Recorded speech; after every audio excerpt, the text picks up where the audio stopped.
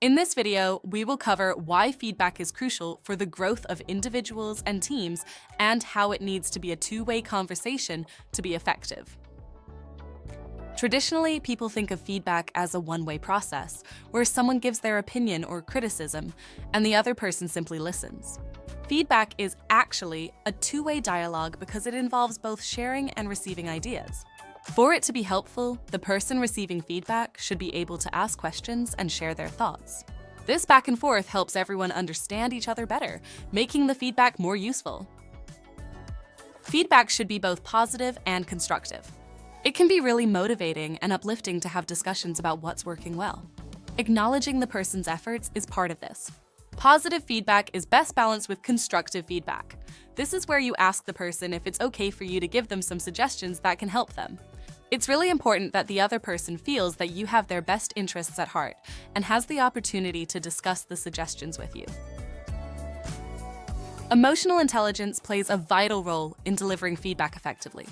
Working on your emotional intelligence involves developing self-awareness, self-regulation, empathy, and interpersonal skills.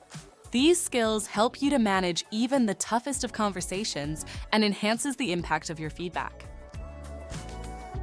As leaders and managers, it's important to create an environment where people feel comfortable talking about themselves. Some feedback can be given informally and in public settings, but it's important to know when to keep feedback private. This can be especially important when giving constructive feedback, as some people may find it difficult to begin with. A formal approach also provides greater opportunity for the manager to initiate comprehensive and meaningful conversations. One of the best ways to make feedback conversations more holistic and effective is to incorporate them into regular coaching conversations.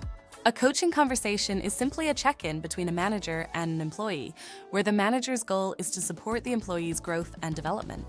These types of conversations should happen in a formal setting every week or every couple of weeks at minimum.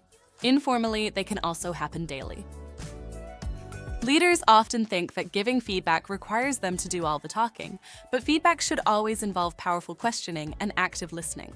Adopting a coaching mindset can help managers to get used to asking probing questions about the employee's performance and behavior, which encourages self-reflection, problem-solving, and ownership of the feedback.